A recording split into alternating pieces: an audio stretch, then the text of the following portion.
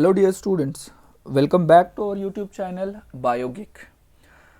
तो सामने स्क्रीन देख के आपको पता ही चला होगा कि ये जो वीडियो है हम किस टॉपिक पे बना रहे हैं।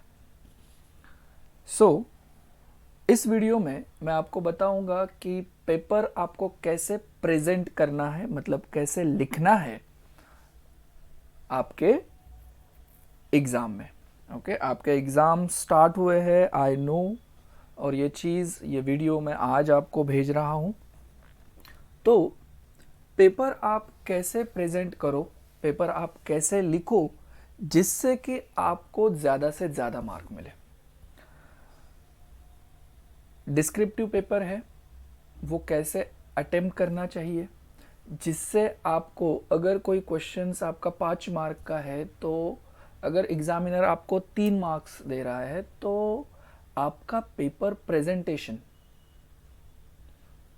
को देख के, आपके आंसर्स को देख के डेफिनेटली वो एग्जामिनर आपके मार्क्स बढ़ा सकता है या आपके मार्क्स बढ़ सकते हैं।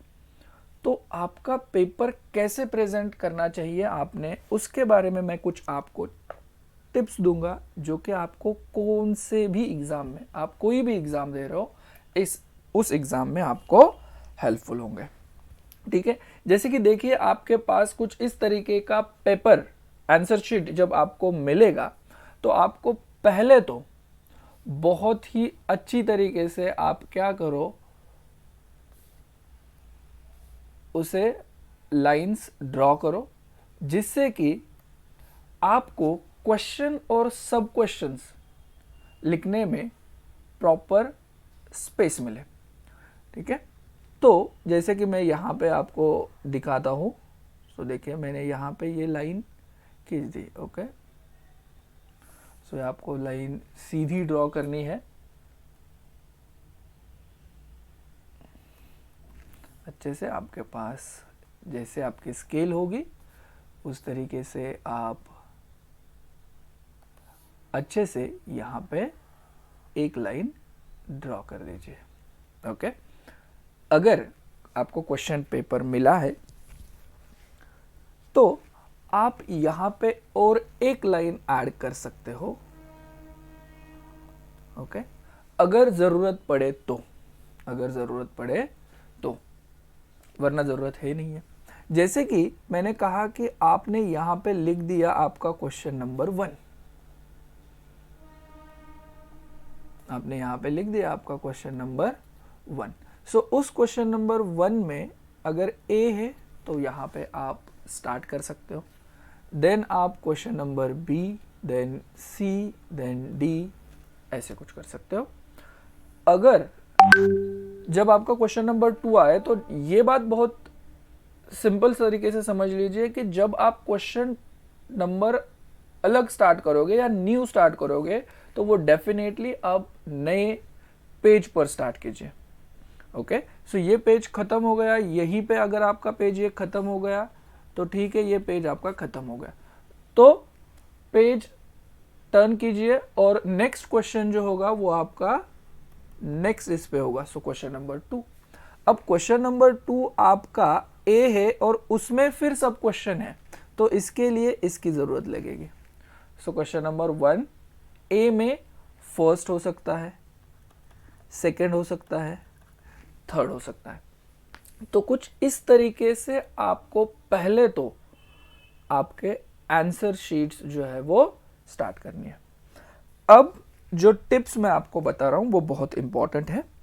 पहले तो फर्स्ट पेज पे, ओके, या फर्स्ट पेज से बेटर मैं ये बोलूंगा कि आपकी जो स्पेसिंग होनी चाहिए कि बहुत ही क्लोज वर्ड्स मत लिखिए, बहुत ही क्लोज वर्ड्स मत लिखिए। सो पहले तो आप क्या करो कि प्रॉपर स्पेसिंग रख दीजिए। ओके, जब आप आंसर्स लिख रहे हो तो प्रॉपर, बहुत जुड़े जुड़े मत लिखिए या टाइटली मत लिखिए आपके आंसर्स। सो जितनी आपकी स्पेसिंग अच्छी रहेगी उतना ही एग्जामिनर को पढ़ने के लिए आसान होगा आपका आंसर। ओके, आपकी हैंडराइटिंग जो है वो मॉडरेट होनी चाहिए। ओके, ना बहुत ही ज़बरदस्त, बहुत ही शानदार आपकी हैंडराइटिंग हो, ऐसा नहीं है। ओके, ऐसा नहीं रहेगी तो भी चलेगी। और बहुत बेकार भी मत लिखिए, वैसे तो किसी की हैंडराइटिंग बहुत बेकार नहीं होती। ओके, सो मॉडरेट लेवल जब हम बोलते हैं कि हाँ अच्छी खासी, सो आपकी हैंडराइटिंग वैसे अच्छी खासी होनी चाहिए कि एटलीस्ट उस एग्जामिनर को पढ़ने तो आए कि आपने लिखा क्या है। तो उस तरीके से आप जो है वो आंसर लिखिए। ठीक है, दूसरी बात है कि आपका जो पहला पेपर है स्टार्टिंग वाला, जब आपने क्वेश्चन नंबर 1 स्टार्ट किया या आपने कौन सा भी क्वेश्चन स्टार्ट किया है, तो उस फर्स्ट पेज पर कट मत करिए।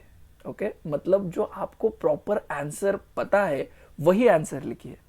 ओके, जब आप कट करते हो तो वो एक बैड इंप्रेशन पड़ जाता है एग्जामिनर, जो पेपर चेकिंग करने वाले हैं उनके ऊपर। कट मत कीजिए, या अगर गलती से कट भी हो जाए तो एक सिंपल सी कटिंग लाइन मार दीजिए। कुछ इस तरीके से मत कीजिए जैसे कि अभी ये कट गलती से हो गई आपको, मैंने देखिए स्पेसिंग का स्पेलिंग कुछ तो मैंने ऐसे गलत लिख दिया, तो इसको ऐसे ऐसे मत करते बैठिए। ओके, ऐसे ऐसे मत, एक प्रॉपर कट लाइन मार दीजिए उसके ऊपर, बस खत्म हो गया। ठीक है, सो ये कीजिए। अगर गलती से हुआ तो भी मैं बोल रहा हूं कि आप गलती ही मत करिए। ओके, गलती ही मत करिए फर्स्ट पेज पे। सो आपका पेपर जो है वो नीट एंड क्लीन होना चाहिए, नीट एंड क्लीन होना चाहिए। ओके, सो जैसे कि मैंने पहले ही गलती हो गई तो सो मैंने 1 कट मार दिया, मैंने इसको ऐसे नहीं कर दिया, इसको इतना। ओके, सो एक कट, दैट्स इट, बात खत्म। ओके, अब जब आप आंसर लिखते हो तो जो आपके कीवर्ड्स होने चाहिए, जो आपके कीवर्ड्स है उन्हें हाईलाइट कीजिए, उन्हें अंडरलाइन कीजिए। जैसे कि अब मैंने ये लिखा है how to write answer in exam. So अगर मुझे लग रहा है कि ये वाला इंपॉर्टेंट है, कीवर्ड है, तो मैं वो अंडरलाइन करूंगा। सो ये कीजिए अंडरलाइन। जैसे कि आप यहां पे मैंने आपके लिए एक पेपर फॉर्मेट जो है एक रख दिया है, यहां पे देखिए। ओके, सो देखिए ये कुछ क्वेश्चंस था। ओके, हेमीमेटाबोलिस डेवलपमेंट क्या होती है, तो यहां पे देखिए उन्होंने अंडरलाइन किया है, that is gradual development.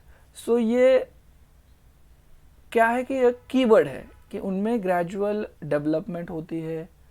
Okay, या into a imago and then it will convert into the adult. Okay, so ये चीजें है, ये अंडरलाइन। देखिए जो कीवर्ड्स है वो कीवर्ड्स उन्होंने क्या किया है, अंडरलाइन किया। ओके, सो कुछ इस तरीके से आप जो है आपके आंसर में जो कीवर्ड्स है उन्हें क्या करो, अंडरलाइन करो। ओके, सो पहला तो पॉइंट आपका ये था कि आपको प्रॉपर स्पेसिंग देनी है, प्रॉपर स्पेसिंग रखनी है।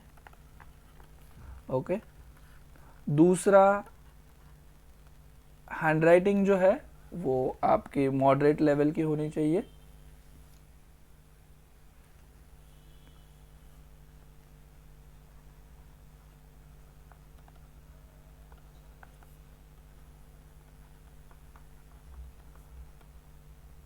मॉडरेट लेवल की होनी चाहिए।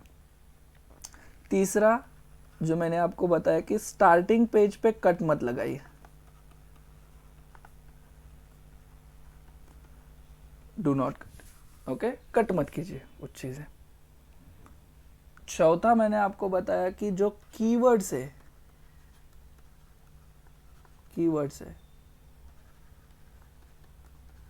Must be underline. ओके, उन्हें अंडरलाइन कीजिए, उन्हें क्या कीजिए, अंडरलाइन कीजिए। तीसरा, आपके जो आंसर्स है वो आंसर्स आप क्या करो, पॉइंट में लिखो। आंसर्स क्या करो आप, पॉइंट्स में लिखो। अब जैसे कि ये देखिए ये वाला जो आंसर्स है, तो इन्होंने क्या किया, ये एरो देखे पॉइंट वाइज आंसर लिखे। ओके, सो आप नंबरिंग करके लिख सकते हैं, ABCD या 1 2 3 या ऐसे ही बुलेट करके लिख सकते हैं, तो कुछ इस तरीके से, या एरो करके भी लिख सकते हैं। सो आप पॉइंट में आंसर लिखिए, तो एग्जामिनर को भी क्या हो जाएगा कि पढ़ने में आसानी होगी कि पॉइंट वाइज है, ये पॉइंट इसमें आना चाहिए था, वो पॉइंट है, उस पॉइंट में कौन सा वर्ड इंपॉर्टेंट है, कीवर्ड है, उससे हाईलाइट कीजिए। ओके, उससे हाईलाइट कीजिए।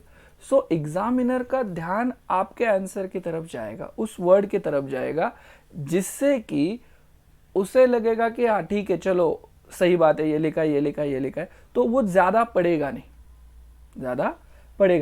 क्योंकि उन्हें बहुत सारे पेपर्स चेक करने होते हैं। तो आप जितने अंडरलाइन करोगे उतना अच्छा है। सो आंसर्स पॉइंट में लिखिए।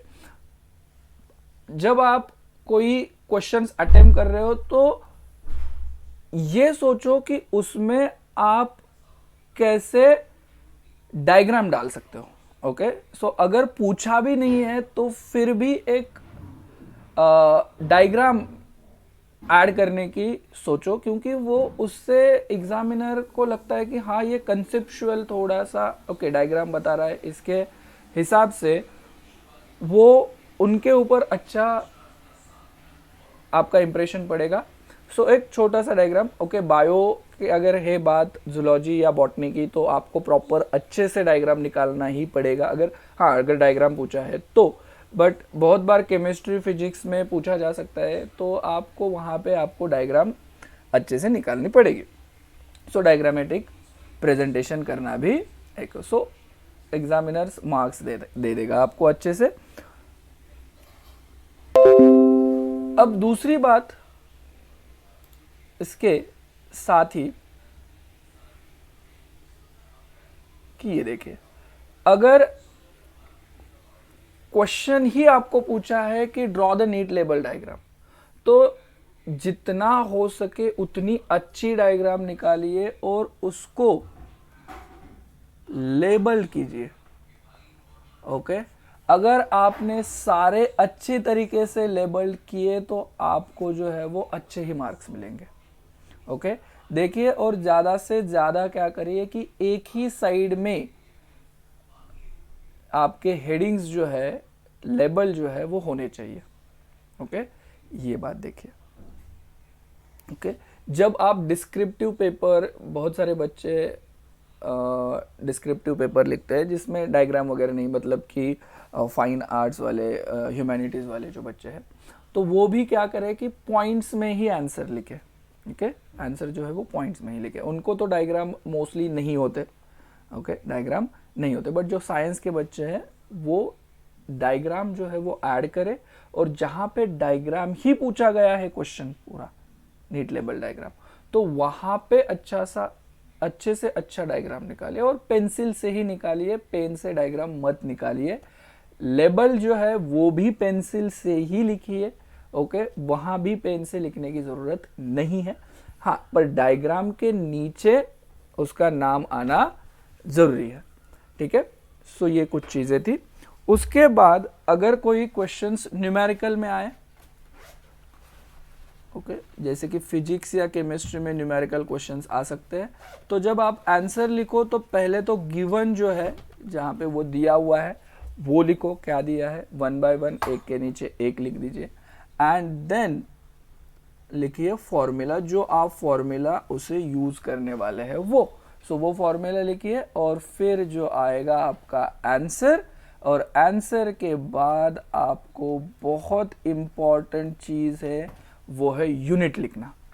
ओके, वो है यूनिट लिखना, कि आंसर के बाद जो है वो यूनिट लिखना बहुत ज़रूरी है। बहुत बार बच्चे जो है आंसर निकाल लेते हैं बट यूनिट लिखना भूल जाते हैं, तो ये इस यूनिट लिखने को भी आपको मार्क्स होते हैं। ओके, सो आपका हाफ मार्क्स या 1 मार्क्स यहाँ से कट हो सकता है। ओके, अब जैसे कि अगर हम बात करें पेपर की, कि आपका पेपर, अभी जो बहुत सारे बच्चों को पता है कि हमारा क्वेश्चन 1 जो है वो कुछ 5 मार्क्स के लिए है, और वो कंपलसरी है, जिसमें कि 6 क्वेश्चंस दिए होंगे जिसमें कि हमें एनी 5 सॉल्व करने हैं, तो वो क्वेश्चन कंपलसरी है, वो अटेम्प्ट कीजिए।